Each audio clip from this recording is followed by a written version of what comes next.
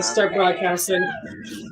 Boom. So, hello everybody. Hello. Here. I know Andrea's here, Melissa's here, Christina's here.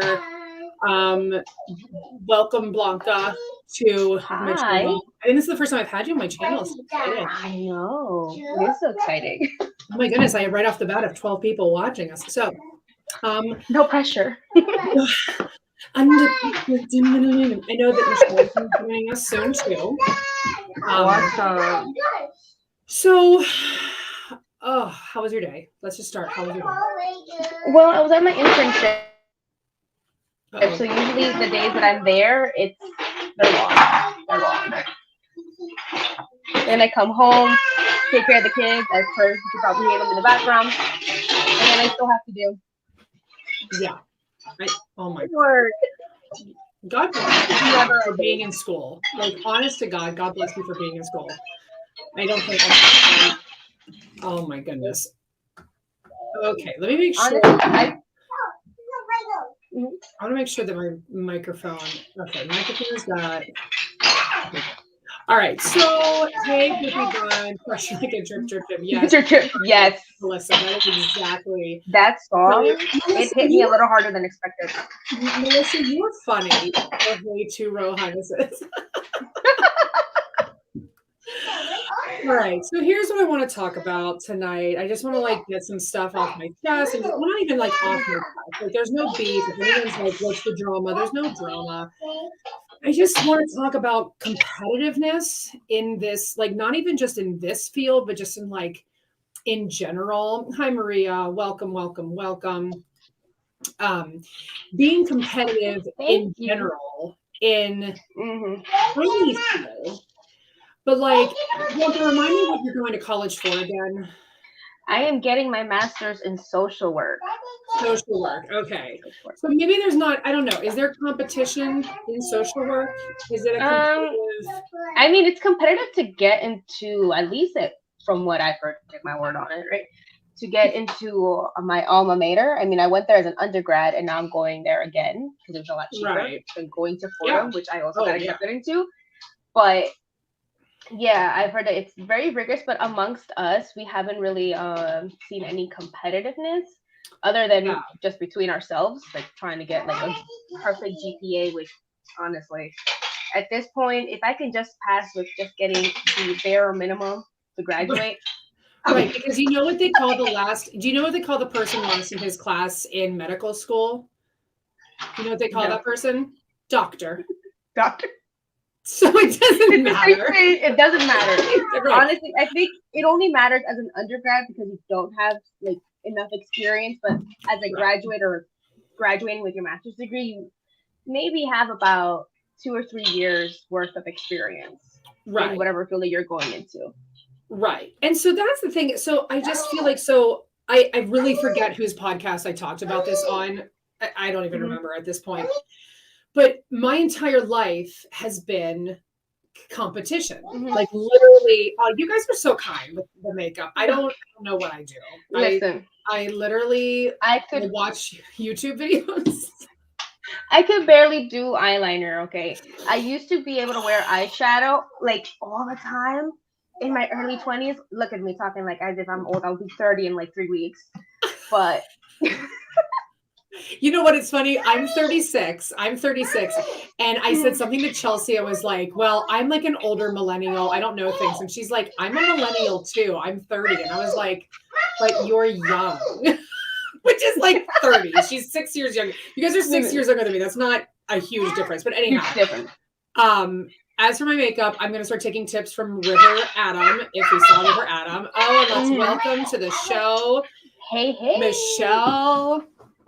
Okay, so here's why I wanted to talk about this. So in my, so Kayla, here's what we're talking. We're talking about competition. We're talking about competitiveness in not even just in anti-MLM, but just competitiveness in anything, in everything, and how, especially we as women, feel so pitted against each other at all times. And so I want to talk about this because I want to talk about the moments where I have felt that competition, that jealousy in this space. And I want to like out myself and talk about it because I feel like we have all had those feelings. We've all had those feelings, but we don't want to come across as being bitchy or whatever. So in my whole career, everything I've ever done has been competition. So my entire life, I have a BFA in musical theater. That's where I started as a performer. Surprise, surprise. And I like the whole time, everything, even in high school, even when I was in elementary school, I remember moving to my elementary school in 5th grade. And there was a girl who was the best singer at the school. And then I came along and the music teacher made this big deal about me. And then she literally, I remember her being on the playground being like, well, I'm the best singer at this school. And I literally looked at her and I was like, until now, how shitty of a person was I to say that to her? Right. So, but then like there was this constant competition where we were friends, but we were competing with each other to be the best fucking singer in school. Who cares? Who cares? Right. So then you go to high school. But it was you, right? It was me. I was the best singer as well. No, but like she was also a good singer, but like whatever. So then we go to high school and it's like my freshman year, I got the lead in the musical. And so then there was like this competition of people like, oh, now you have to lead in music. And then by junior, senior year, I didn't get the lead. I got supporting roles because they picked shows that didn't have leads that were for me. And then those girls who got the lead were like, we got the lead over Mallory. And at that time I was kind of starting to like understand my type and whatever. And I was like, I don't fit those roles ever. So, okay.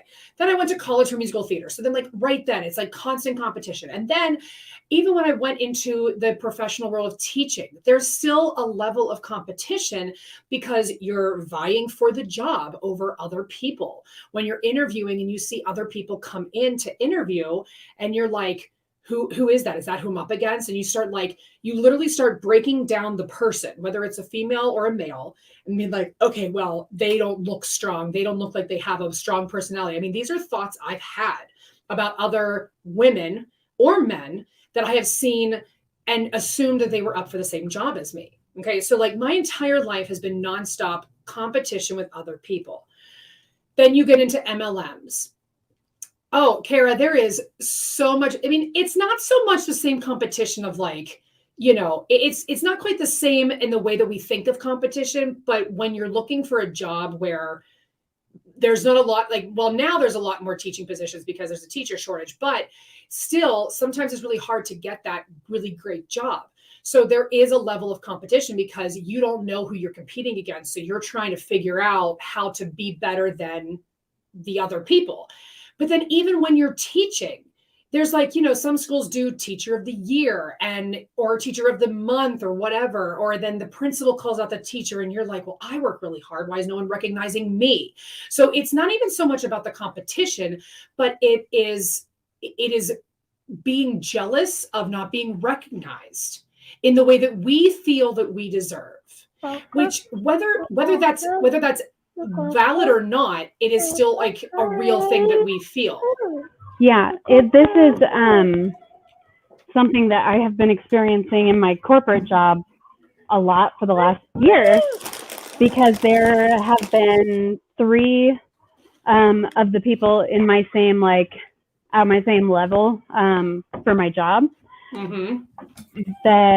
And there's like 1 position above that. So it's kind of just like an inherent, like if anyone's going to get promoted, they're going to move into that role. So exactly. It's inherent in our entire relationship, but it's not something that we like even acknowledge to ourselves, let alone to them. Right. And it's such a hard thing for us to like even just sit in and be like, I am feeling competitive and acknowledging that. So then we all got into MLMs. We're in multi-level marketing where they say, we're a community and we're all sisters and we love each other. But it is a competition to be shouted out by your team leader, to make that, hit that PV, to be on the top of the leaderboard. It becomes a competition regardless, right? We see that all the time. I'm going to have to drop out for a little bit. That's fine. That's fine. I'll still be here. I'm probably going to ramble forever. That's fine. So we see that. Go ahead, Wonka. Did you want to say something?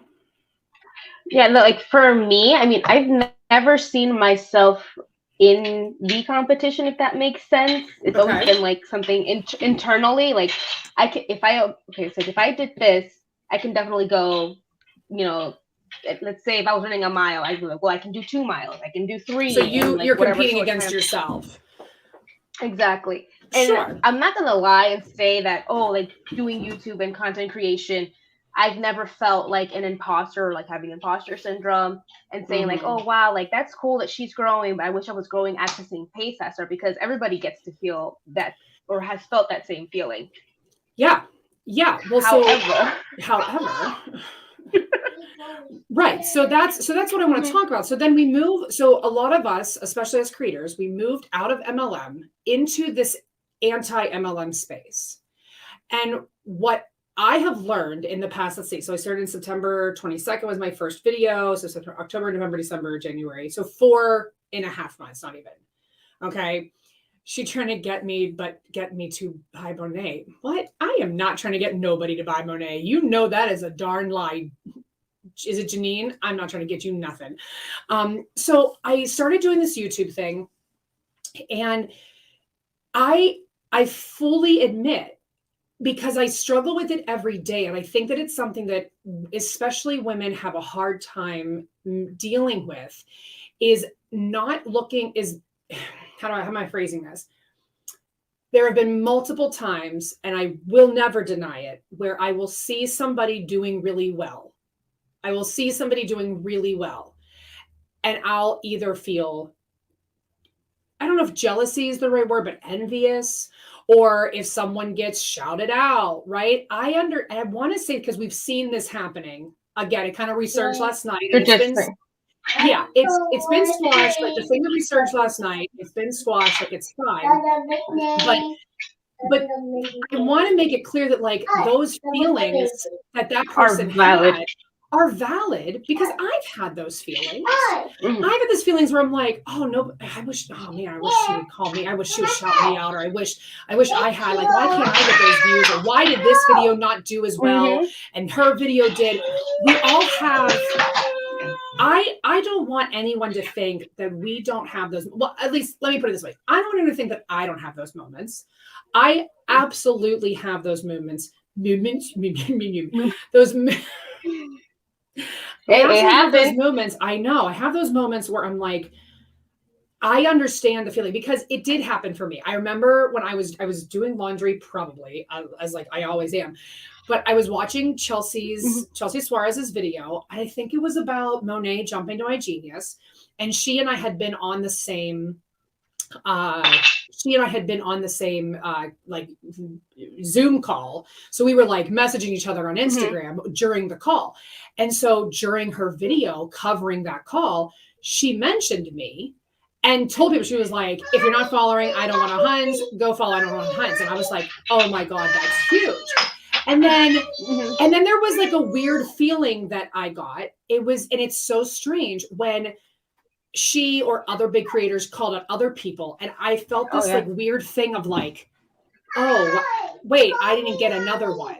Like, why does nobody want to call? And you have those feelings. And I think it's important to acknowledge when you have those feelings of jealousy or competition, but we need to like focus on, oh, hi, Mark. Mark, you must not have children. Mark's back, everybody. Mark likes to call out the obvious things. Hey, Mark. Yeah. Yes, Mark. Blanca has children. I have children. Most of us. So I'm just like, deal. Have children. In any case, what was I saying, Mark? So what I'm trying to get at is it's what I really want to try to help, what I've learned through all of this, through my little rise to, my mom was like, what, are you a celebrity now? And I was like, let's see. So there's A-list celebrities, B-list celebrities, there's D-list celebrities. I'm like a Z-list celebrity. Like, I'm so far down the list. I remember we went to like the airport in December. My husband was like, well, you have like over 1,000 followers now. You're famous. And I was like, there aren't even 1,000 people. Like, there's more than 1,000 people in this airport. Like, there's so many people in the world that 1,000 people are that much. Like, yeah, it's awesome, but it's not famous. You know what I mean? But we still feel like all of a sudden we have this platform and we're doing so successfully. So when we have low views, when someone has higher views than us, we feel that competition. And I think what the lesson we really, what I want to talk about and have anyone else share their experiences is that when we feel those things, like in the anti-MLM community, there is no competition. Like, we're all just making content because Julie Joe said as a lemon last night, she goes, I'm not your upline. I'm not in charge of anyone. So like, we don't have a boss. We don't have, you know, like the anti-MLM movement is not a corporation. We're not a foundation. We're just a bunch of people who, we don't have a ringleader or like you said, an upline. Right. And so it's like a thing that I struggle with every single day in this space of reminding myself that I'm not competing with anyone except my own numbers. Like, if I'm going to make this any kind of competition, it's okay, what's my next video that I can make that can do better than my last one? No one to hold us accountable. You know what, Mark? Plenty of people to hold me accountable in being a moral person, which is what we do. And it's funny, actually, Mark, I'm going to highlight your comment here. Here's the thing, Mark. There's a difference between being held accountable, but not having to compete with other people. If Blanca, let's say I'm going to use Blanca as an example. If Blanca says something that I hear and I'm like, that might have been a little bit too far. In this space, we are absolutely, I think Blanca would be open to me being like, hey, can we chat? I think that maybe what you said was a little over the line. And if she doesn't agree with me, then she can say, I disagree. And I'll be like, cool. Because again, I'm not her boss. I'm not her upline, but I am her friend. And if I think that she said that it was a little bit too far, we can have that conversation. I can have that conversation with any of the friends that I've made in this community. And so we do hold each other accountable, Mark, all the time, because that's literally what this movement is about. This movement is about holding people accountable. So what's really important for me to like just talk about and out myself. Like, I want to out myself that I have these moments of feeling, why did my video not do as good as someone else? What am I like? Why don't people pop onto my lives? Why don't people do this? Or why can't I get that? Or why doesn't so-and-so want to go live with me? Why doesn't so, like, I've had those thoughts. And I think that if anyone says they never have, I politely, they're lying. Argue and say that they're lying. But again, who cares? If they're going to say they've never had those thoughts, then that's fine. But I really don't think that it's possible, especially when people are starting out. So definitely. I just wanted to talk about it because it's, you know, we saw it happen last night. We've been seeing it happen. And then we've been seeing like this drama popping up. Being with a bully isn't always fun. Mark. All right, Mark, let's entertain Mark for a moment. What do you even mean, Mark? Being with a bully isn't always fun. What does Mark even mean? But yeah, so while I wait for Mark to answer, Blanca, do you want to add on to that? Like I said, I would be lying if I said I've never felt like a competition in regards to content creation, whether it's on YouTube, TikTok, or Instagram. Right. That's always going to be a part of the game. It's just, it is what it is. Right. However, you know, you just have to realize, you know, people are going to follow you because they like your content, they like you as a person, or they just enjoy watching your stuff, you know? So, not to sound like a hun, but your people are going to find you, right? You're going to find your own people. Let's fill in Hunter. Hunter, we are talking about competition, not just in any space, but in our anti-MLM space, feeling competitive against our peers. And, in normal, in like the business world, when you feel competitive against your peers, it is because you're vying for a position, a status, or whatever. Is it frozen or is it my internet? I hope it's just your internet. Yeah, I've been having a little bit of like lagging issues myself, but I'm thinking it's my end. Oh, I have no idea. Yeah, I guess somebody let me know if I'm like lagging or something. But what was I saying? So in the entire, in the world, normally competition comes with some sort of status, some sort of title. And in this prize, if you will. Right. And in this environment, in this arena, this space, there is no there's no status, there's no title. There's no top of the pyramid of like top MLM content creator. We don't have that. And I don't think that there ever will be that. But we keep seeing it happening with people saying it's frozen. We're missing the lecture. Is it me? Blanca, do you hear me? I hear you. I think it's just like the actual screen itself. So you can't see me? No, I can see you. Am I moving? Yes. Hold on. Let me actually pull it up on here. Let me watch it for a second and see if it's me. Pause for technical. No, okay. I don't know. All right. Could be lagging. I don't know. We're lagging. So, oh man, I lost my train of thought. Hi, Hannah. Hannah is here. Hello, Hannah. Let's take Hannah for example, right? So Hannah is Hannah, if you can, Hannah, do you want to pop on? Hannah, let me send you the link because I would love to talk to you too. I'm going to send Hannah the link if she's free. Hannah. Everybody just hold for a second for me so I can pop this over to Hannah.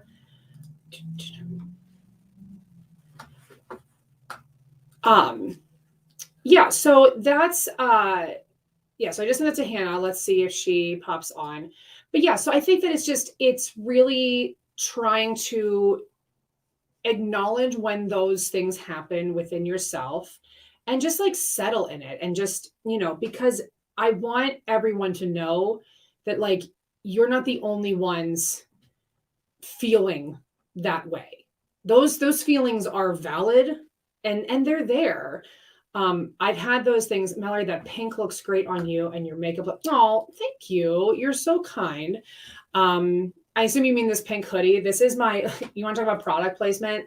This is my peanut hoodie because before I became a YouTuber, I was an ambassador. I guess I still technically am an ambassador for Peanut, the app, but then I got so caught up in this whole YouTube thing that I don't really do this anymore, but I did buy the hoodie and it's super cozy. So, so when Hannah pops on, I would love to talk to Hannah because she had, I don't know how fast amazing. Yeah, she's great. Her content is amazing, but I don't know how fast her growth was. I want to talk to her about that because, go ahead. How long do you think it was? I think I found her just below like 2,000 subscribers on YouTube. Oh, okay. And then like within a couple of months, like she was well over 10. I was like, oh, look at her. Oh my gosh, that's crazy. Crazy to think. Right. And so I talked about this on one of my stories, but I think that the big thing that I learned, and I knew this as an actress, as a performer, I knew this as a comedian, and it's a lesson that I was taught in college. I paid, well over $75,000 for this little lesson. But one of the big things I learned about being a performer or being in the entertainment industry at all is that if you're going to do something, Aaron Bees is here, Aaron Bees. If you're going to do something that other people are already doing, it has to be just as good as, if not better. And it's funny because I said this on my story. Paula Abdul said this on American Idol. There was a girl that was going to sing. Whitney Houston's "I Will Always Love You," and Paula Abdul said, "Girl, if you're going to sing this, you better sing it just as good as Whitney Houston, if not better." And that's not to say that like if you want to sing that song, you can just sing the song. But if you're singing that song to There's high promote your expectations. career, to get money, to make money doing that, then it does have to be better. And so that same idea applies to everything, to comedy, to drama, to theater, to music, to YouTube, to any kind of content creation. If you're going to do something that is already being done, it has to be just as good as, if not better. And when I started this, I didn't have that initial intention. I wasn't trying to be anything. I was just trying to do something. Aaron, I gave you the link if you are free and you want to pop on. But that's what is so important, is that, and then if you can't find your niche, that's okay. But it's just knowing that, like, here's the thing. My mom raised me with this like motto that I have lived with my entire life. And this is how she kept me humble. And I hope that people don't think that I'm like looking, I don't know, but my mom always taught me there will always be somebody who is better than you at what you do. But there will also be people who are not as good at you as you. Like, you will be the person who is better than someone else, but there will always be someone who's better than you too. Like, you can't possibly really be the best at anything. There will always be someone be the end all be all. Right. And that always kept me grounded. Even when I had those moments where I have felt like, oh, I'm the best. Yes! What up, Aaron?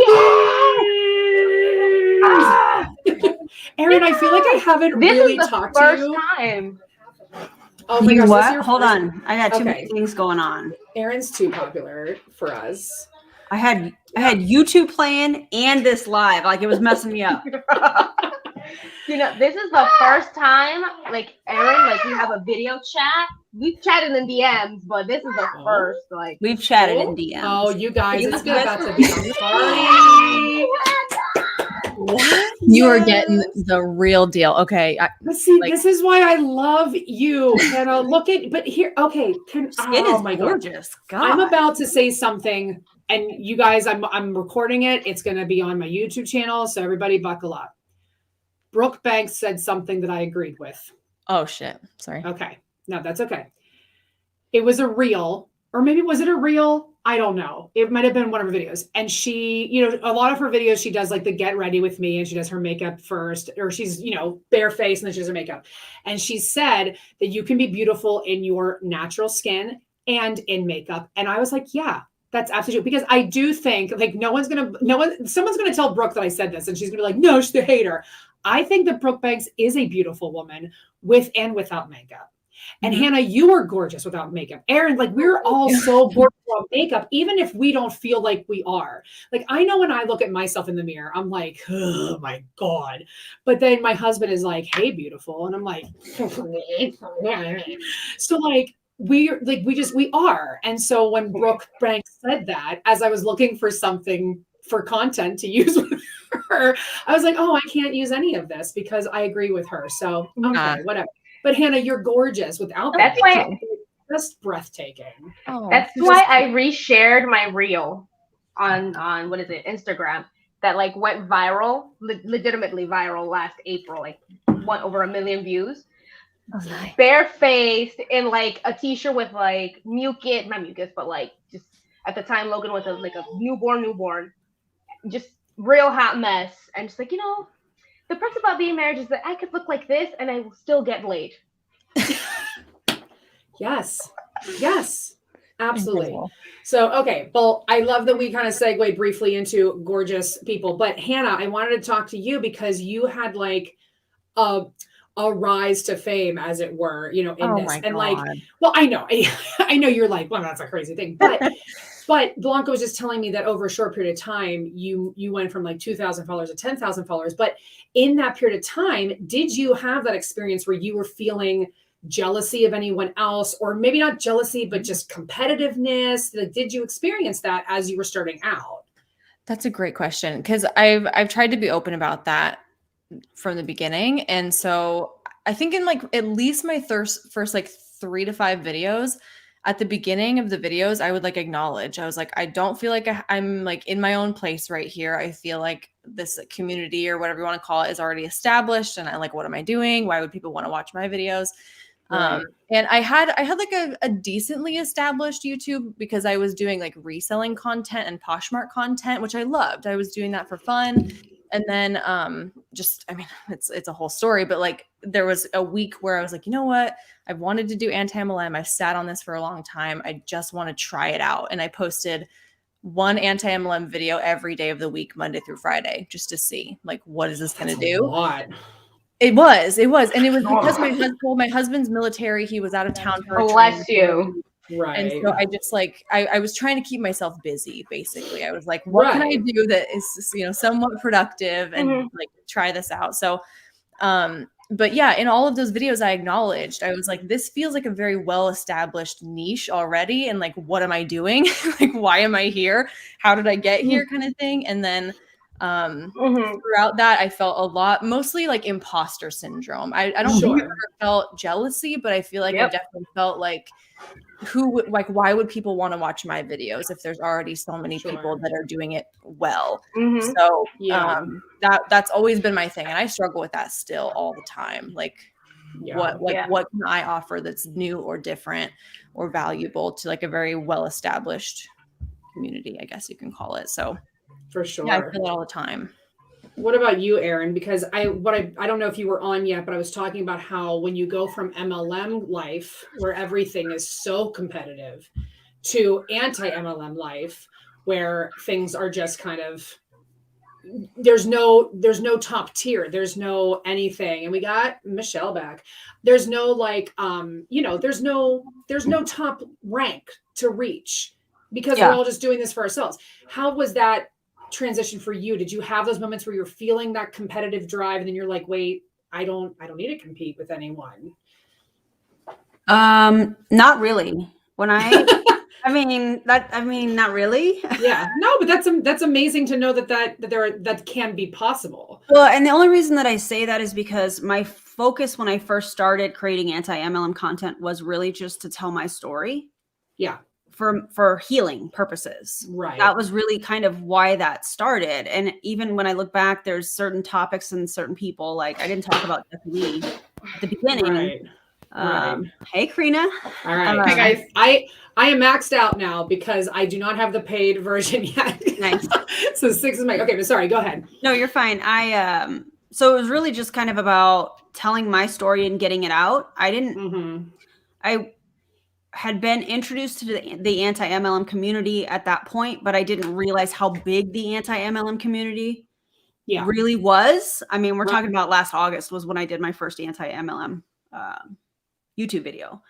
And so so you started basically just before I started. Yeah. That's wild. But you had a following though. But you had a following from your MLM stuff though. You had okay, gotcha. Here's the thing.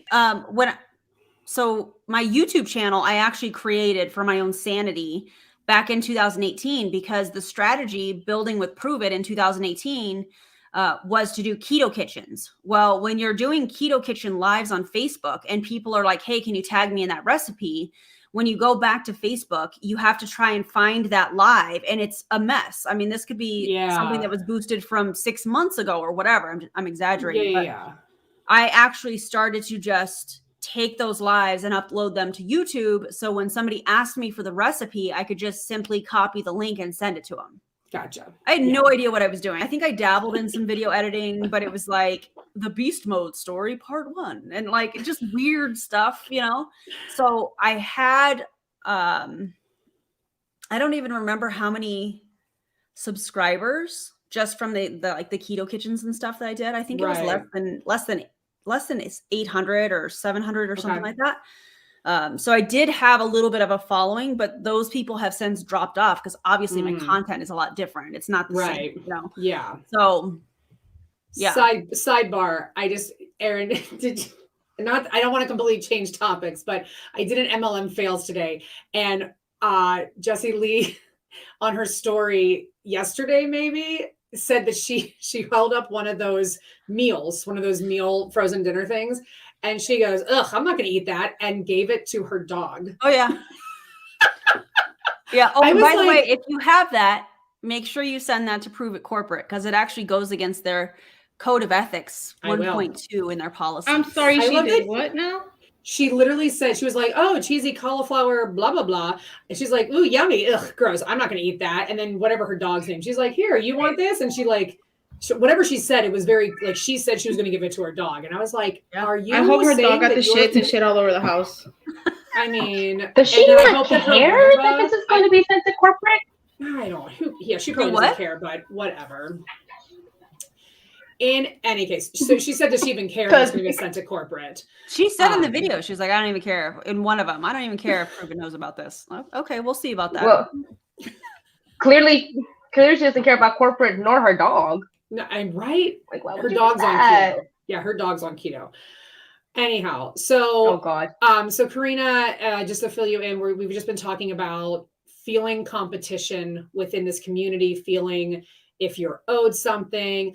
And that actually, I wanted to circle to that because I was driving home from getting ice cream, because that's how we're dealing with all of the family crap that we're going through, is just lots of ice cream.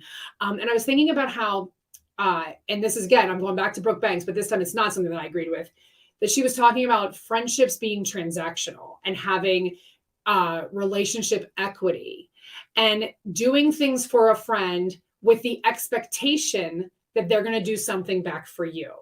And I know that it's one thing, like a lot of times we think like, oh, someone so-and-so did something for me, I have to, I need to pay them back. I want to do something nice for them. But that should not be why we do nice things for people. We should not do, I'm not going to call my friend and say, hey, I heard that you are sick. Can I go pick you up something, with the thought in mind that they owe me, that now I've done something for them and they owe me. I'm not creating that transactional equity or that friendship equity that she talked about. And I think that that's something that should not bleed over. Don't forget your dog cheese. Thank you so much, Stephanie. I appreciate that. Please don't feed your dog cheese. I do not feed my dog cheese. In fact, I yell at my dog every single time they try to eat anything off of our table. My dog has an esophagus problem and cannot eat normal food. And it is I wish I had a dog that I could just feed scraps off of. But anyhow, clearly I'm getting off track.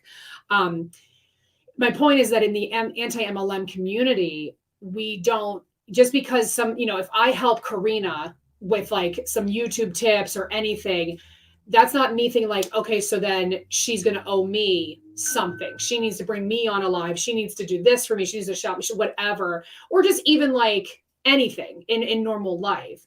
And I think that it's like so important that we talk about actual like friendships, relationships, and that relationship equity that they talked about, like that just because you do something for someone else does not mean that they owe you anything at all.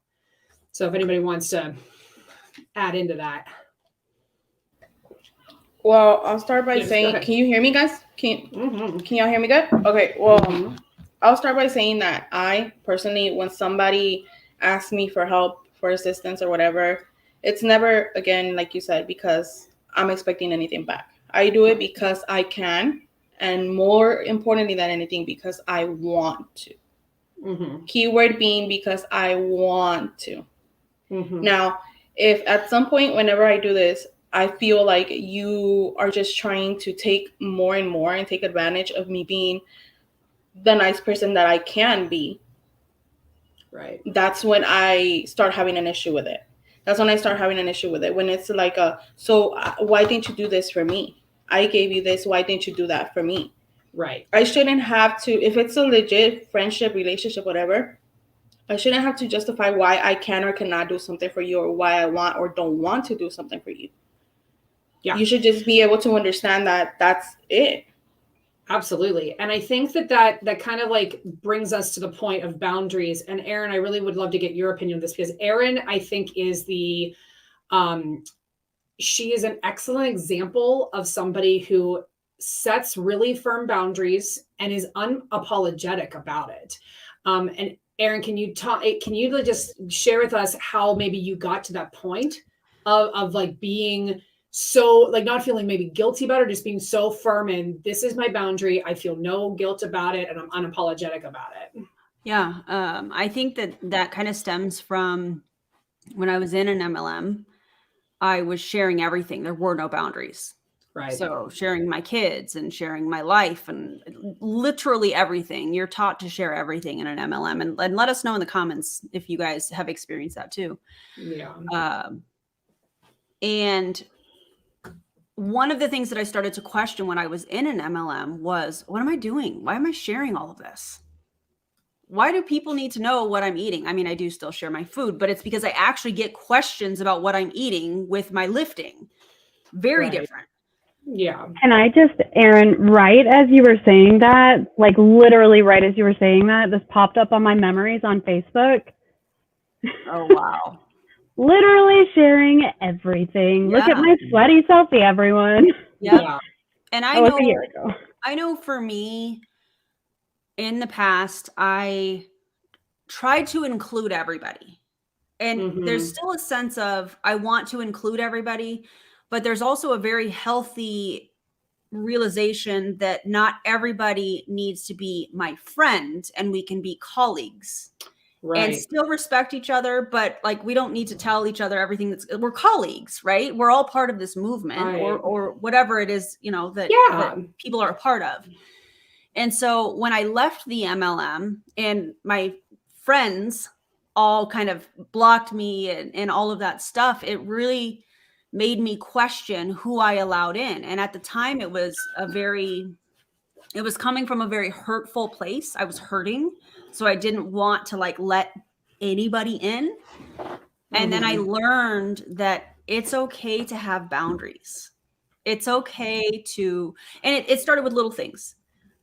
Just because you get a message on Instagram or whatever, doesn't mean you have to answer it right now. I'm busy, you know? And then even if you read it already. What's that? Even if you've already read it. Yeah, it's okay. That's life. I mean, I'm parenting. That and took me a long time to get over. Yeah. I mean, and yeah, we're taught in the MLM to strike while the iron's hot. So if somebody's reaching out, you need to be on that message. Right. So it started kind of small things like that. I think it was also a part of my healing journey. I recognize that not everybody is for me and I'm not for everybody as well. And that's okay. Yeah. And so if it's something, and just here's a perfect example. It's not a duet because there's 6 of you that did the reel. Yeah. Which looks incredible. But when we were talking about it in the group chat, I think it was Michelle that was like, Erin, we need this. And I'm like, guys, I don't even know what you're talking about. Like, that's not my thing. Like, I love y'all. Like, it's cool. But for me to just, when I came back into that chat after thinking about it, because that made me very uncomfortable to be like, well, why would you not want to participate? I don't like, it's not my jam. Musicals or I don't even know what to call that. That's not my thing. And that's okay. It's all right. And so for me to come back into that group chat and say, you know what, I love that you guys are doing this, but that's not my thing. I will support you. And in fact, I'm going to go and share that out because I think it's awesome what you guys did, but like, it's not my thing and that's okay. So I think it's just, it happens slowly over time. For me, when I left the MLM, I kind of went the opposite direction and then slowly started to really establish what boundaries mean for me. Yeah. And my boundaries might be different than any of yours, and that's okay, but they're your boundaries. And what I've learned is that by me having those boundaries, it's me respecting myself. Yeah, absolutely. So then I want to touch on then being on the other side of the boundary when someone sets a boundary with you. You know, because like I literally have no idea that you and Michelle had that exchange because I miss so much in that group chat sometimes. I'm like, I don't know what's going on. And me neither, because I am totally cool with her setting boundaries. So it didn't even like cross my mind that would have been a weird moment for you. Right. But yeah, because I mean, it's still new. Having those conversations, having the tough, not even a tough conversation, but just when something's not my thing. Because I have been taught in MLMs to be a part of everything. Right. You know, Always say yes. Yeah. always say yes. It's an opportunity. You never know who you're going to meet or who's going to watch or whatever, you know. So for me, I might not have expressed that at the time, that I was like, oh, I don't know. But I had to take that second to go, okay, well, this is an example of setting a healthy boundary. This isn't my thing. And I don't ever want to participate in something that I don't feel like I can really put my all into. And I don't need, like, I've never seen that movie that you guys were, you know what I'm saying? So it didn't make any sense. So for me her to performance wouldn't have participate, been but as it good. makes sense for me to support, you know?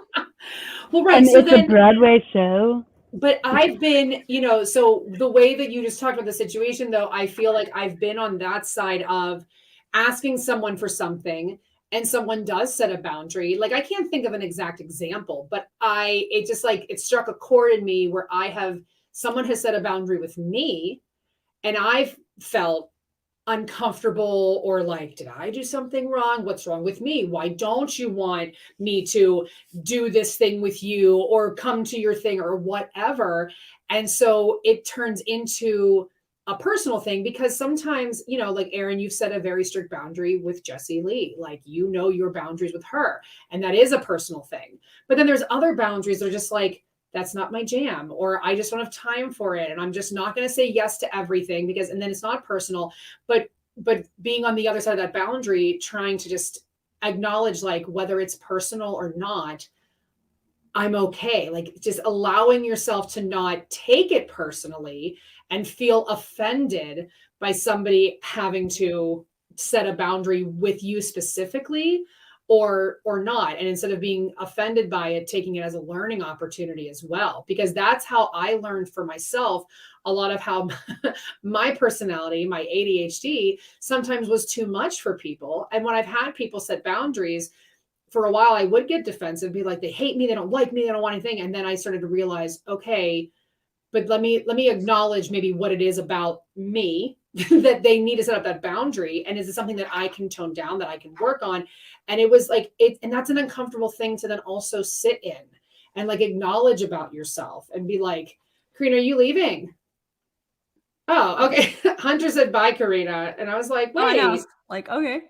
It's just because she's eating dinner. Just add to this really quickly, because I think if it's a personal boundary, for example, there are people that I still have relationships with that are still in the empire. And so there are things that we say, or that I want to share, I'll just say it this way, that I want to share in conversation because this is my friend.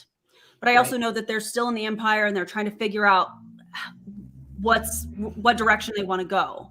Right. And so I know that for me to say, hey, is it okay if I share this with you? Maybe it's about a training that I saw or whatever.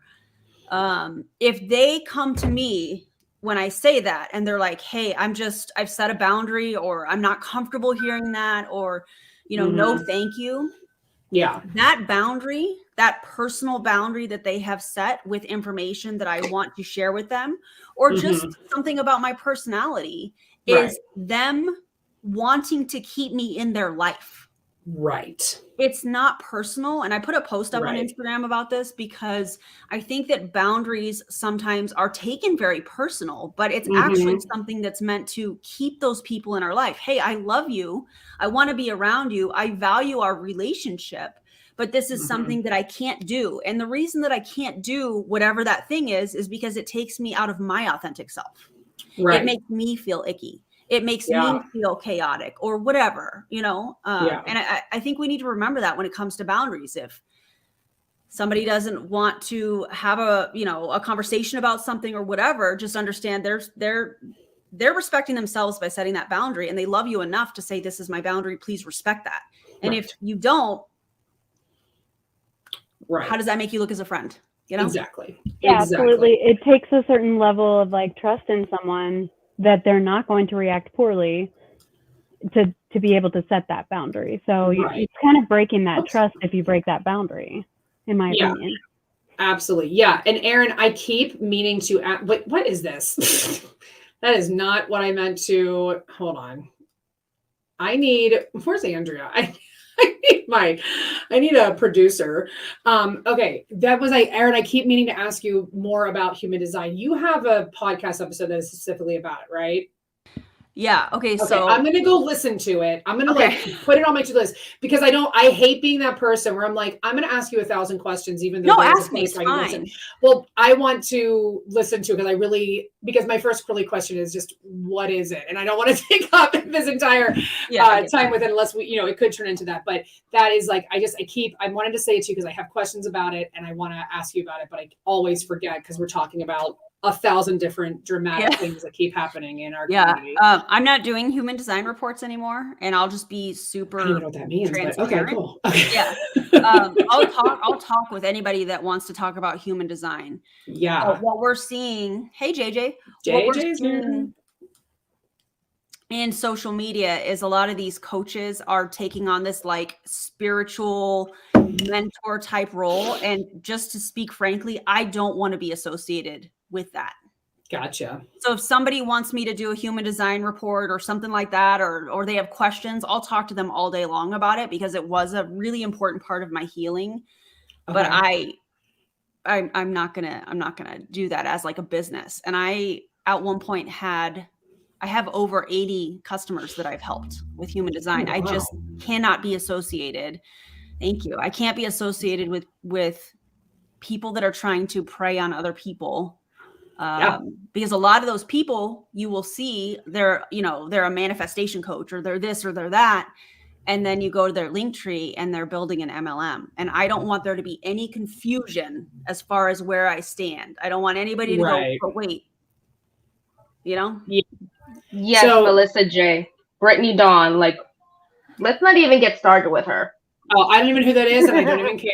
I So Kay Martins, what is human design? Is there like a short synopsis you can give us, Erin? Yeah. So human design is astrology, Kabbalah, the I Ching. It's several different things kind of combined into one. It's based off of the date, time, and location you were born. It is a really powerful tool. I'll give you just a super quick example. Yeah. I am somebody that I'm very creative and I just was having this conversation with somebody. I can't remember who I was talking to. And they were like, yeah, I was batch creating. And I'm like, I can't do that. I can't batch create anything because the way that I receive inspiration and ideas, it's more of like a flow type thing. So ideas will flow to me and then I'm like, oh, this is a great idea. And then I roll with it. That's just how I'm designed to work. Whereas like the strict scheduling and all of that stuff, it's not in my design. Right. And I'm not supposed to react. I'm supposed to kind of wait. Yeah. For that inspiration and then act because I'm going to go 10 times faster than if I forced it. Right. Absolutely. Gotcha. I'm very similar actually. Yeah. Because especially, I have to thank WFAB for, jumping ship to iGenius because that gave me so many ideas and content that without them, I'd be nowhere. JJ, are you noticing my traps? Yeah, look at this. I don't know. What are traps? Was that your arms? Is that like your muscle traps. Okay. Oh, okay. I have been wondering that for like 3 minutes. Like, what are traps? She knows how to talk dirty to me. I wonder what you guys' personal like FaceTime calls are about. Oh my God, it's ridiculous. Okay, so since I guess I don't know, does anybody else want to comment? Because I have a great question I just thought of, but does anyone else want to comment on competitiveness in this field or anything? Karina, did you raise your hand or you? Yep, go ahead. I'm doing the Macarena over here. No, I'm just kidding. So I feel like there is no competition. There shouldn't be any competition within the same group of people, the same kind of creators or whatever. I don't have an example of when somebody has set a boundary with me, but I have an example of how I respected people's boundaries. Right. Which was, I don't know if y'all remember, but about a week ago, I posted a Spanish video, which none of you, well, Blanca speaks Spanish, but none of you speak Spanish, right? Yeah. I shared it on my Instagram, I tagged you guys, and on the thing I put, if you share it, thank you. If you don't, that's okay too. I love you. Me respecting those boundaries was me just posting that, leaving it there for whoever wanted to share it. I didn't check who shared it, who didn't, nothing like that. I just let it be. That's me respecting people's boundaries. So they didn't share this for a reason. I'm not gonna go and be like, well, everybody else shared my shit and you didn't. I don't even know if that's the case. Julie, you are thank so you, Julito. kind. But well, yeah, that's just you may regret subbing. you know. Michelle said you may regret subbing to her. I can confirm you will not regret subbing to her.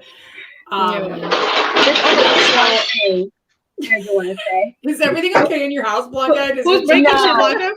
Was that Legos? Please tell me that was Legos being that dumped. was. It sounded like a plate of dishes hitting the Yeah. kitchen. Oh, Yeah. yeah, I know that sound. That was there you go. Legos. Or like a stack of dishes. Yes. That's my son. He's recently become obsessed with Legos. I love it. But no, I've said this, I believe, plenty of times in my own videos, and I've even said it on a couple of lives. What I bring and how I present, a video, let's say WFAB, for instance, like we all did, or the majority of us did a WFAB video, but we all brought a different perspective to it. Right. A different perspective to it, our own twist. Like how I may deliver something is definitely different from how Hannah, Mallory, or Erin, or even Julie does it. So just because we're all commenting on the same thing, that doesn't mean that everybody is going to flock and see the same creators or even like them. Well, and that's the thing, because when I was in that chat, like I was telling you about, it was that Zoom call when I was talking with Chelsea during that meeting. I was like, oh, I think I want to cover it, but most of you guys probably already have it covered, so I probably won't. And she said, no, do it, because why not? And the more people that talk about it, the more ears will hear it. And I was like, that's absolutely right. Like, we all can do it. It doesn't matter if Chelsea's going to do the video on the same thing. I can also do a video on the same content. Yeah.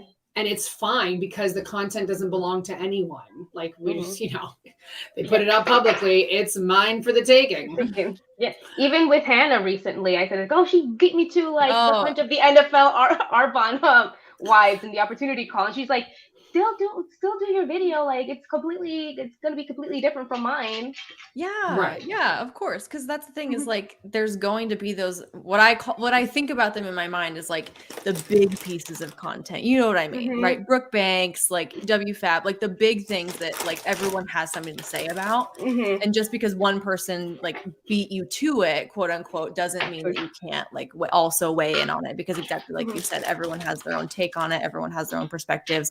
And I can still watch an anti-MLM video from any creator and I learn something new. Like it's crazy because you can all watch the same thing and you can all like perceive it completely differently and have something different to say. And I love that. So yeah. And you know what's funny is I had taken from one of Chelsea's videos, I mentioned her 1,000 times, but she's like I watched Roberta first on TikTok, but then Chelsea was like the first YouTube content that I really watched. And one of the things that she always said was, we don't have a difference of opinion. We have a difference in reality. And in one of my videos, I quoted her saying that like 3 different times. And I kept saying, like, as the queen herself said, and then I forget which account, but someone made a graphic of my face. Like they did like a whole bunch of different graphics of a few of us with like things that we've said. And my quote was, we don't have a difference of opinion. We have a difference in reality. I said it to Chelsea. I was like, I'm so sorry. She's like, no, it's cool. Oh my God. It was like, so then I reshared and I was like, okay, but Chelsea said it first. But, we have that, like, even though she said it, it's not a huge deal. Like, she didn't come at me and be like, you can't say that or use it, whatever. So there's so much room for everyone to do everything that it's Also, I think that we all have like very different things to bring to the table. For example, me, I can be very loud and obnoxious, and I can be very in your face in my videos. On the other side of things, Hannah, she just mellows people out. I love listening to her content or watching her content just because she woosa. It's just like I listen to her talk. That's how I feel. Same thing with Erin. She relaxes and sometimes I need that. Sometimes I want a little bit something spicy, like Chelsea, and other times I want me a little bit of Hannah or a little bit of Erin. Am I not relaxing for you, Karina? I am. No, I'm sorry, you're not. Do I not bring a sense of calm to your life? No. But you know what you are? So what's the word? Multifaceted and funny And Oh my what God. you do, Mallory, with the skits and like all that stuff, I could never do. So I appreciate that because I know I could never. Same thing with exactly Blanca with the reels. Appreciate, yeah. I know I could never. She keeps trying to push me to do, not push me, but like encourage me to do them. I'm not about that real life. Sorry, bro. But I love her stuff, you know? Mhm. So just, I'm I not think about we that all just real have life. different things. I'm not I'm about not that about real life. that Sorry. real life either, but real life keeps coming at me. I admire Hannah's math skills. For real. Okay, Because I so sure I'm gonna, cannot be do that. What did you say? Okay. Blanca? I said I admire Hannah's math skills because like I try to do math. it. Like, Oh my this gosh. is complicated. Not for me. I love me some numbers. Like I will spend somebody yesterday, somebody who is getting out of Mon 8 messaged me and said, "Hey, I decided this morning I'm gonna get out of Mon 8." And I was like, "You Nice. go, girl." And she also sent me like I don't think it was her email, but it was somebody else's like Instagram story that they had posted, and it was them like searching the email for Mon 8 paychecks and just scroll, and in everything, like in every single email preview, you could see the total. And so one of my tasks for this week is to like slow-mo that video and total up all the paychecks and like figure out how much that person's made in this amount of oh my time. God, And, like, Hannah, and like that's what I love. I'm like how, like, what is this per hour? What is this per week? How much is this a year? Is that worth your time? Yes. Like, do you have another job or not? Is this your full-time job? Like all of that, just like really, I love it. And then I love comparing it to like minimum wage. I love comparing it to, believe it or not, prison labor. Roberta talked about this in a podcast once about how most people in MLMs are paid less than prison wages. And that just like blew my mind. So just like math in general, I'm not a math person, I would say, but I'm a very, like, I need the hardcore numbers. Yeah, I was And gonna see, ask that's you. a skill we don't all have. So I was just gonna ask you, analytical, Hannah. You're very, very analytical, and I think it's awesome. Thank you. I love Yeah, it. and- Like that's my jam. That is my jam. Like, because I will literally like pause a Young Living Huns video and count the little bottles of oil and like total it. Like I love it. I love it. You like, and I looking think at that's comp plans? Oh, hey, Erin needs you to look at a comp plan. She's been trying to compare these two comp plans for like Oh weeks no, now. I already did. Oh, that Okay. one's done. You Okay, gotta she's figure it moved out. on. Yeah. But She's I'm moved just on. curious because a lot of analytical people really like to look at the numbers and try and figure it out. So I'm just curious if Hannah liked looking at comp plans. I do.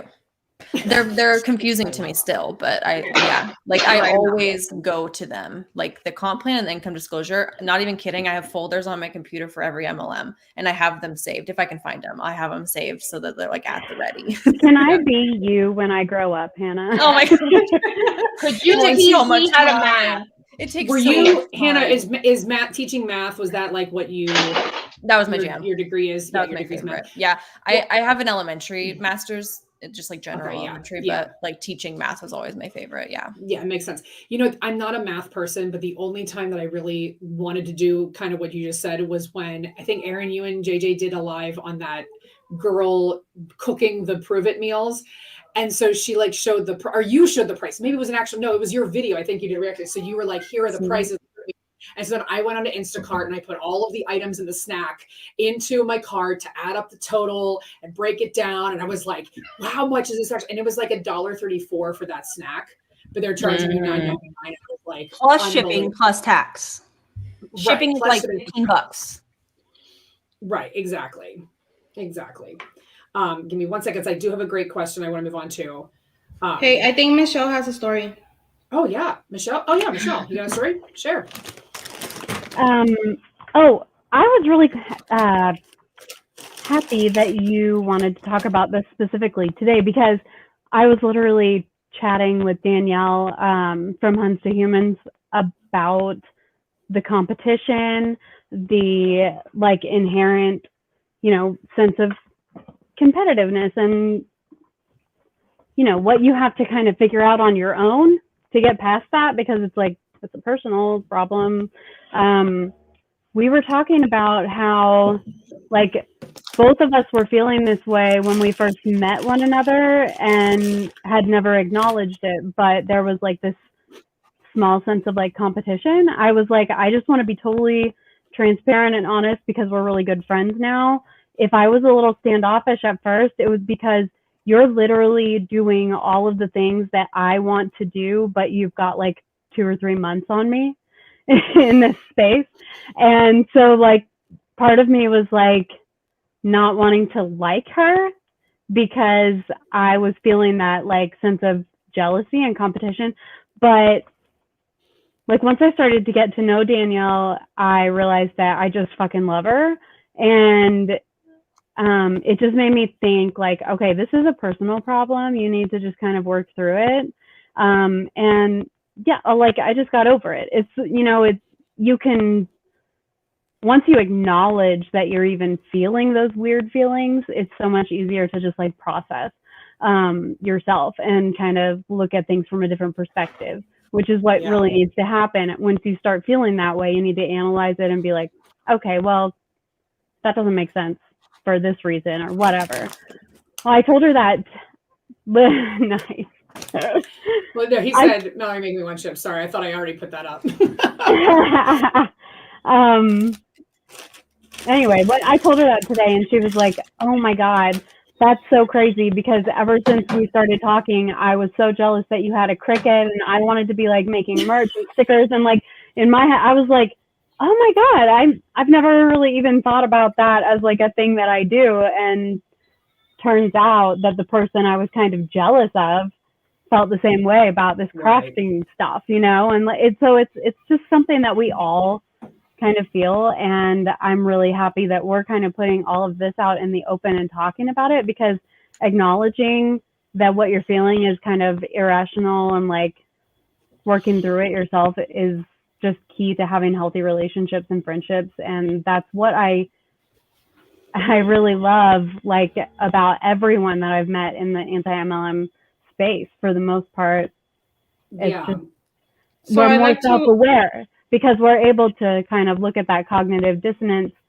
and be like, okay, well, that's kind of how I was feeling in my MLM, and I judge other people for thinking that way, and yeah. Right.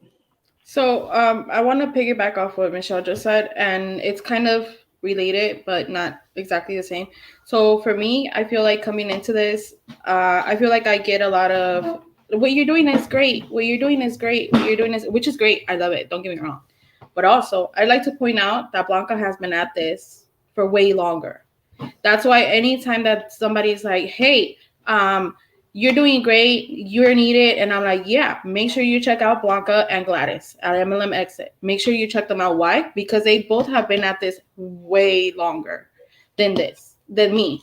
So if there's anyone that knows their shit when it comes to bilingual stuff, just, if I don't give you what you need, go for Blanca. And I make it a point every time. And I want to always be the one to give credit where it's due, because for me, there is no competition. And I receive nothing but help from all of you. From everybody in this community or like in this content creator space. And I'd like to think that it's because we all want to see each other succeed and do better. And there is no competition. And always just, you don't have to like kiss butt or nothing, you know, but just make sure you always give credit to whoever is due, and make sure that you say, oh, well, you know, I grabbed a little bit from here, I grabbed a little bit from there. So again, I just want to make it clear, you know, yeah, I know I'm doing some decent stuff for this community, but also just remember, Blanca and Gladys have been at this for, I don't know how long. How long you been at this, Blanca? I actually will be coming up on a year, I believe, like either March or April. So Mallory and Aaron, we have about the same time frame doing this work. And I honestly started because I was watching Stephanie. At the time Isabella, Chelsea, and a few other creators out there that I still watch to this day. And so I was like, you know what? I think I could do it, because there's Herbalife, and Herbalife has been, you know, very big in Latino communities, and just I knew about them because my aunt was one of the people that would go and, you know, drink their shakes in order to lose weight. You know, here's the shocker: she didn't lose a lot of weight on that. But so I thought that, you know, well, there's not a lot of people that are doing this in this specific angle, which is, you know, bringing it in a bilingual sense. So I thought I'd give it a whirl, and here we are almost a year later. And that's what I meant whenever I said that we all have different styles too, because even though we both do the same thing, our content is completely different from each other. So just want to put that out there. I wasn't the first person to do this. Blanca and Gladys were. So. And I think, you know, what we're also seeing in other parts of our community is the need for credit on different things. So I think that credit is due where it's due in certain instances, and sometimes it's not. So for instance, the credit that Karina just gave Blanca is absolutely appropriate. It's not, you know, I don't think Blanca would be like, I was here first, but it's respectable and it's appropriate and it's kind and it's very respectful that Karina does that. But when it comes to things like who discovered the content first, who discovered the live first, who was the first person, there gets to be a point where it's just like, if a video of, you know, Brooke Banks makes the rounds and someone doesn't, and I don't see it, no one owed me that content just because I've done Brooke Banks videos. So has JJ, so has AM Social Psychology, and probably a few other people. But just because I've covered it doesn't mean that like I have a monopoly, like only me and JJ are the ones that can do Brooke Banks. Like, no, if that content never makes it to me, then who cares? And I think that's, you know, or when we break a big case on something, it doesn't necessarily need to be like, who's the person that, you know, whatever. You know, me and Michelle have talked about this before. There's times where sometimes you should, you know, and I think it's just like trying to discern when it's appropriate, when it's not necessary, and when, if you feel, and that's what I'm talking about, when you feel those moments of like, I feel like I'm owed something, taking that step back and being like, okay, am I really owed something, or am I just getting my back up for really no reason? And I think it's a process that I work through all the time still with my normal job, with this, just like, what is, you know, is my response is valid. My feelings are valid. Let me rephrase. My feelings are valid, but I need to make sure that my response is appropriate to it. Yeah. Right? So that we're You not. know what that reminds me of? Oh, sorry. Go ahead, Michelle. Well, I was just going to say, like, kind of on the same side of the coin as what you were just saying, Mallory, like, as far as like kind of wanting that credit, there's also like an awkward weirdness to giving too much credit that comes off maybe as like idolization or, right. you know, like, okay, like Jessie Lee having to have like herself be presented on all of her calls. Right. That call. That was so weird that time. Wait, that's a thing? So there was a lot. It was. Oh yeah, it was one of her like opportunity calls that went into a training, and someone after the opportunity call, someone did like their own little sob story training, and then they went to Jessie. Then Jessie went to, what's her name, Brittany? I don't care, whatever. But then Brittany thought it was going to go back to Jessie Lee, but it went back to the first girl. And the first girl was like, I did not appropriately edify our leader. I didn't know she was coming on. So I had to make sure that I introduced her as the one, the only Jessie Lee. Hashtag Jessie. And it was so uncomfortable because everybody knew that while Brittany was talking, Jessie was on her phone being like, listen, you did not even introduce me. Erin, does that make you itchy? The girl was like, oh shit, okay, I guess I gotta do it. So, made me like, what?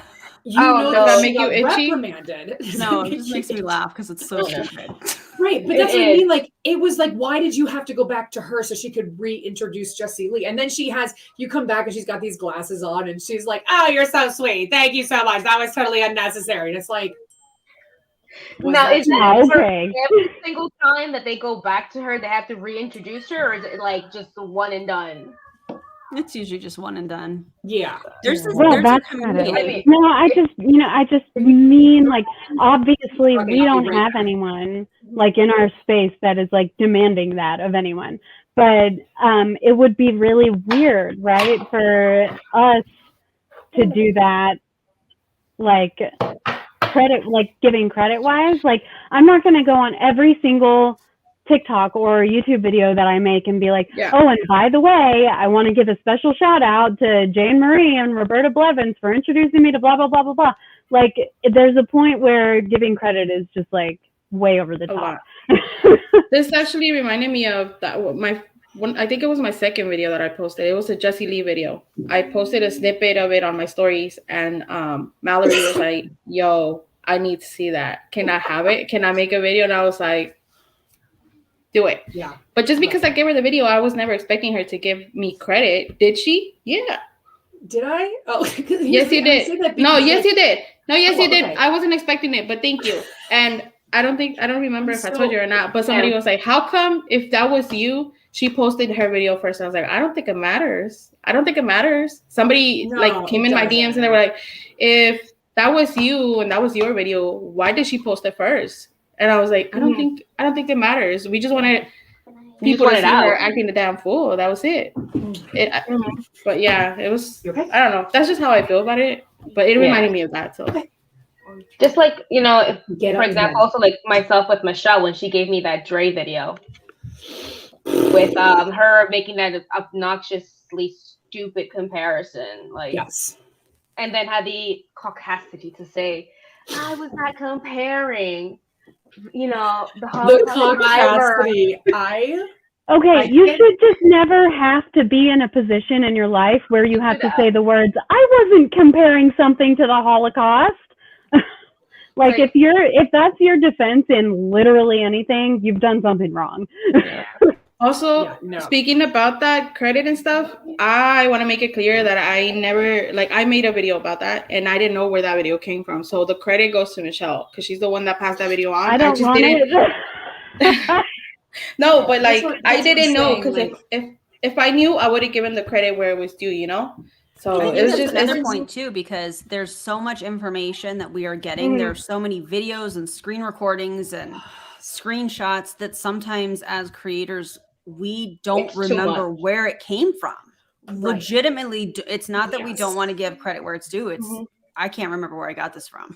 Yeah, absolutely. That's why I think it's so awesome that it's kind of like if you know who to ask, it's like a pool. It's like a community. I don't know. We should have like a shared Google Drive that we just upload everything to, right? Yeah. Yeah. I mean, what is it? For the WFAB video, I remember that I wasn't able to record it.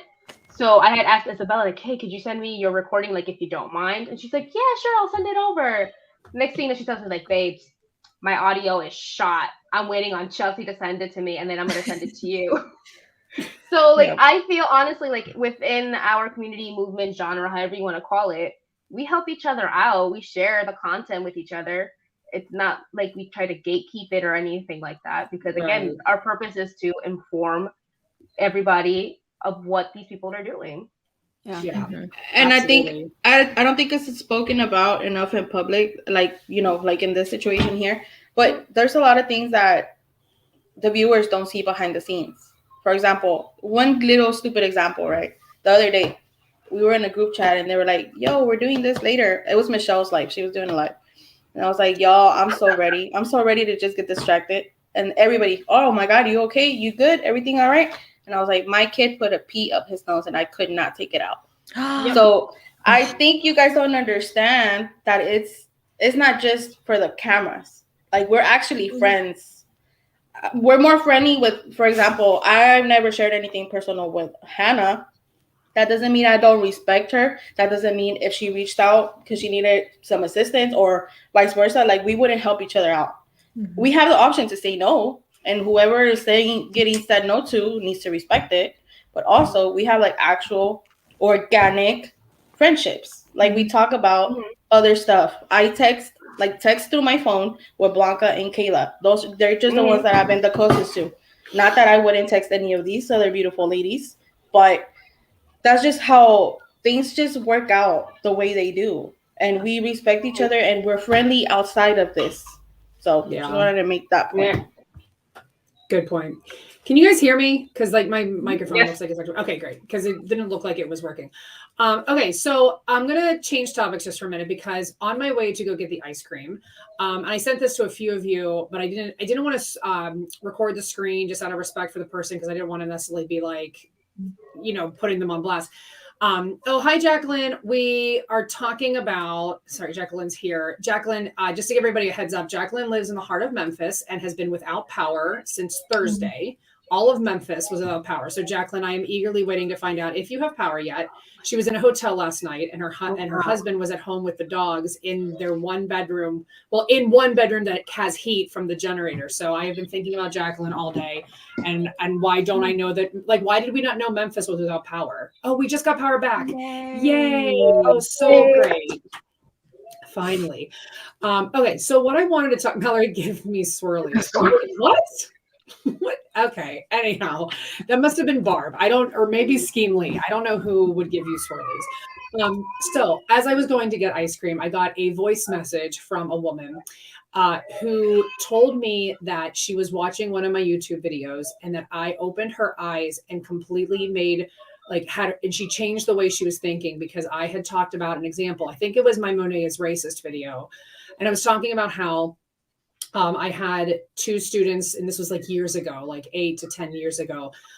So I don't remember what I said at that time, but I said something that I think was like a slang, like a local slang, because I work in an urban school in the area.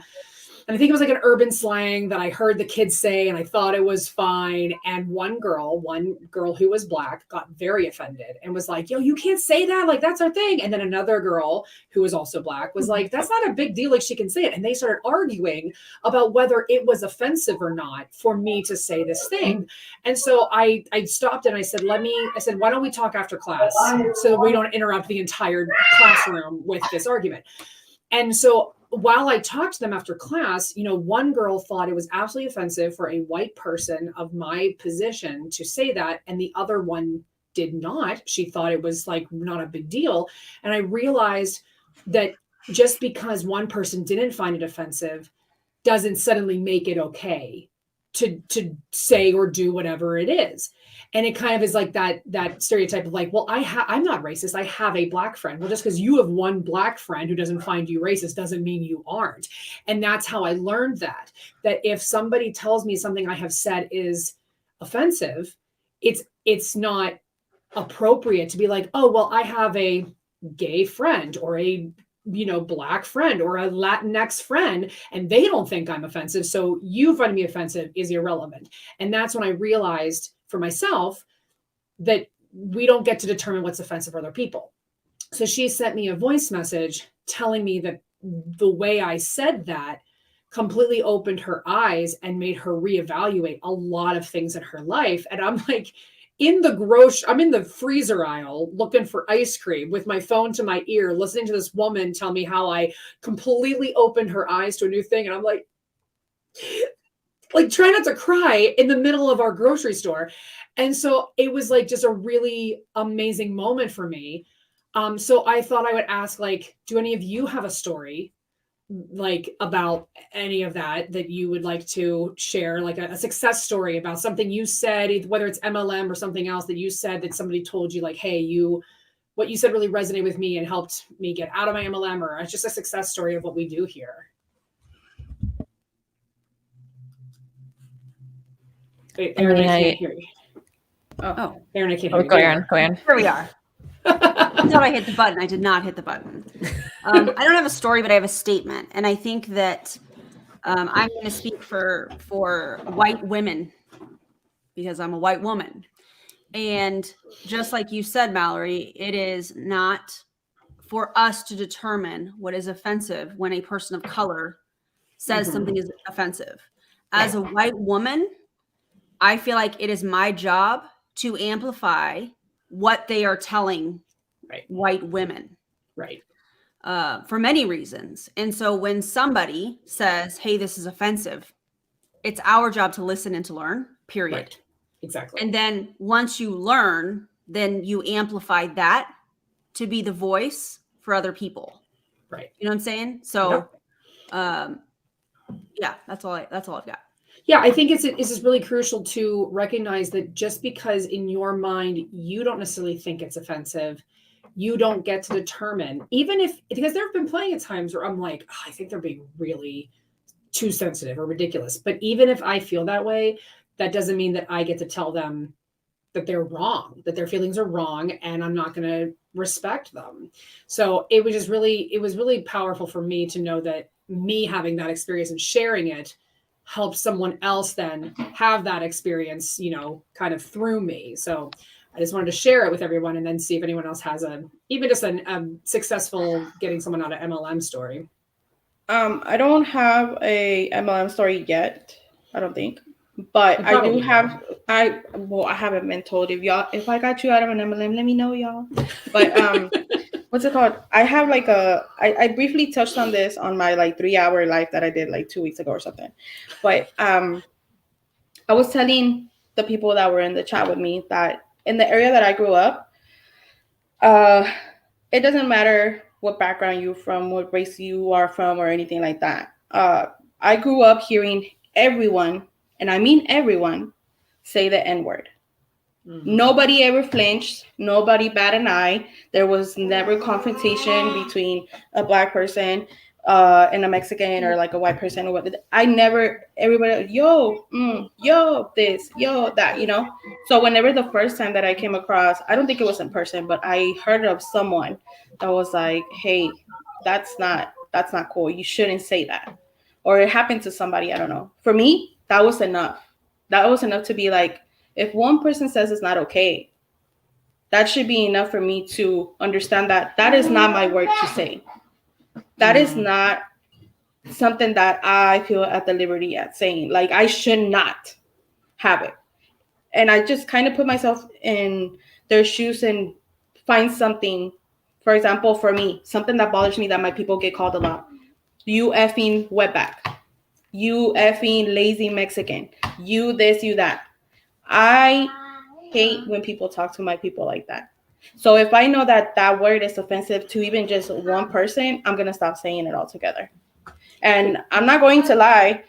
My husband's the one that sometimes slips up in the comfort of our own home, which still doesn't make it okay. But I'm making it a point to pinch him every time so he stops saying it, because I don't want my son, I don't want Leo to grow up thinking that that's okay. So if one person says, hey, that's a little offensive, maybe just consider it. And that should be enough for you to be like, yeah, I shouldn't say that. I shouldn't act that way. I shouldn't talk about that because I know nothing about it. Stuff like that. So I think it's really important that people, to take it back to like kind of connect it back to MLMs, because like what we talk about is elevating the voices of BIPOC. We want to elevate them. We want to make sure that they have their platform. But when it came to me starting anti-MLM content, and my husband was like, I've been telling you that MLMs are terrible for years and you wouldn't listen to me. And when I told him that it was never going to be him to get me to see it, I needed to hear it from other women who I identified with. That's when it was going to happen. And I think the same thing goes, and that's why this woman understood it from me, is that if we have a whole panel of BIPOC saying, this is offensive to me, this is blah, blah, blah, other white people who might not think it's offensive aren't going to hear it. But if a panel of white people, though, explain it the way maybe I did or anyone else, they need to see themselves reflected to realize that what they're thinking might be not okay. So, we're always looking for representation in, all of the different ethnicities. But when it comes to helping people who don't get it yet, they need to see it from people that they see themselves in. And I think that that's what's really crucial. And that's why having these conversations with all races, not just being like, because there has to be a line, right? Where we're like, okay, I am as a white woman going to talk on this, but then understanding when as a white woman would say, all right, now it's time for me to not talk and let someone else take over. So we have to really understand that line, which I didn't mean for this to like segue into a conversation on race, but here we go. Cause we can talk about it all day. So anyone else have any thoughts or want to share wins or anything? I don't have an MLM story where somebody told me that, oh, you've gotten me out, except for the fact that I on Roberta's show that I apparently got an SED fired from Monet. I mean, if you got an SED fired, girl, you are the queen. I don't know if I had that much power over say because I reported her. Maybe give or take, she probably had many more faults or whatever being reported or what have you, and then mine was like the last straw that broke the camel's back. Wow. Yeah. So I have no idea, but just receiving that message on December 31st was awesome. I'm not even gonna lie Well, about can it. you sprinkle that over to Mandy Evans? Just Please. shoot it over. You need to, Mandy Evans. I don't know what's it gonna take for them to Nothing. drop her, but I think like maybe actually saying a racial slur, like, you know, because Like I that- think, and then that's how this all came up too, is I think that like what she has done is in that white people gray area where white people are like, well, I don't think it's a big deal. And it's like, it doesn't matter if you don't think it's a big deal. People do. And so you don't get to tell society that how they feel is not valid. And so, you know, until she does something that is so clearly racially offensive, right? I think that she's going to forever just sit pretty in that gray area where white people are like, nah, right. I'm going to say white rich people because I am white, but I'm not rich. And I don't make decisions for most of society. But where they're just going to be like, no, she's fine. We're going to just sleep it under the rock. I think that that's, you know, the most frustrating part of it. But I just have to say Blanca, exactly, do you have a robot? Alyssa. Sorry. No, that is my child, my other one, watching a robot show. Mom life. Yes, Alyssa. That exactly. comment right there, Okay, Alyssa. thank God. Absolutely. I'm not crazy.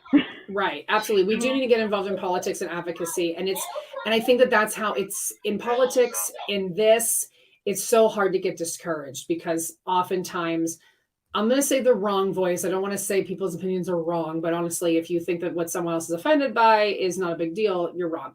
But like the wrong opinion or the opposing opinion can be so loud and so cumbersome that a lot of times it gets easy to just be like, F it, I'm done. I can't, like, why does it have to be me? And then you just need to rest and recharge.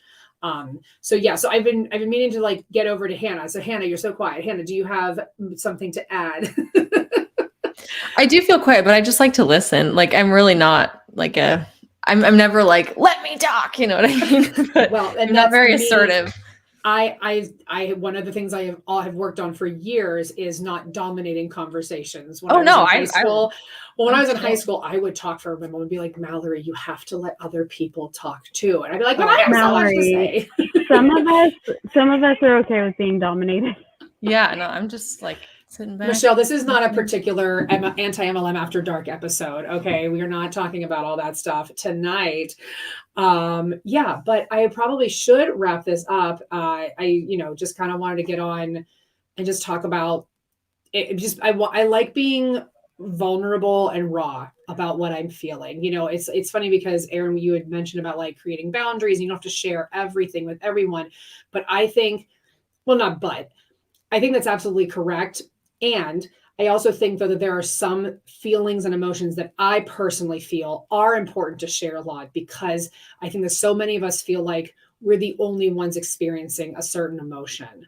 And so if I'm comfortable saying to people, I have felt jealous of Aaron B's, I have felt, or whatever, like, and I'll give an example. Me and JJ had like a weird text exchange a couple weeks ago, or maybe it was like a whole month ago, where she made a joke, responded to my story, and all I responded with was "ha," because like I don't know why. I was just like "ha," you know, to my brain, I don't know. And she was like, "Hey, is everything cool?" And I was like, "What do you mean?" And she's like, "Oh, well, you just seemed like weird, like you are we okay? Like, did I offend you with my joke?" And I was like, "No, you didn't offend me. No, we're cool." And she's like, "Oh, okay. I just want to be cool." So she was like worried that she had offended me. Or like Aaron a couple weeks ago, like I think that you hadn't been in the group chat for a while. And I was just like, I think it was when some things were going down and you like made your boundary. You were like, I'm stepping out. I'm not like, we need to be done with this. We're not like, I'm not talking about it anymore.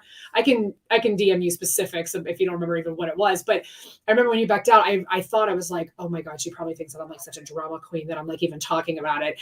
And even if you did, whatever, have your thought. But like, I just remember that, you know, we have those thoughts. And I think for me, it's important to share when I have those really raw, vulnerable feelings where maybe I am the only one, but the world is huge. And I think that there are so many people that share the exact same feelings, the exact same insecurities about people you're trying to make connections with, that you want to be, in favor with. You want people to think, because we all want people to like us. We all want people to say like, I tell my son all the time, I don't want anyone to ever mention my name and they'll be like, oh, okay, watch out for her. She's a witch or whatever. I want people to like, oh, Mallory, she's so kind and loving. I want that to be how people think of me. And so I act that way, not just because of how I care about people thinking of me, but I don't want to be the mean person or the bully. I want to be kind to people for a lot of different reasons. So that's how I try to raise my kids. So I just want everyone to know that I'm vulnerable and we all have the same feelings. I think that we really do. Like, something that I have said again and again is that I feel like, not to blanket everyone, like I'm blanket diagnosing everyone with ADHD. That's not what I'm like. I think that people with certain ADHD tendencies are really perfect victims for MLMs. And I think that ends up translating into a lot of anti-MLMers, just being people with ADHD tendencies. And one of those things is rejection sensitivity. What is it? Dysphoria. And I think that just making that extra effort to be like transparent and open and actually be willing to talk things out, like in that situation that you, Mallory, were describing, like between you and JJ, like she was probably feeling some RSD, right, in response to that right. Even though it totally was nothing on your end.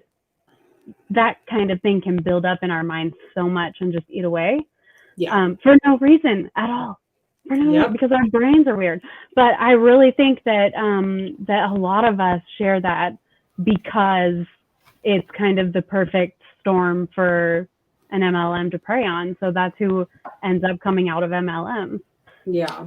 But also, I feel like as long as we are respectful of each other and, again, respect each other's boundaries, everything else can be worked out. Like, everything else can be talked out. Everything else can just be worked out, Like, you don't, if someone says no, please don't be persistent. They must have their reasons, even if they don't want to give you a detailed explanation of why they say no.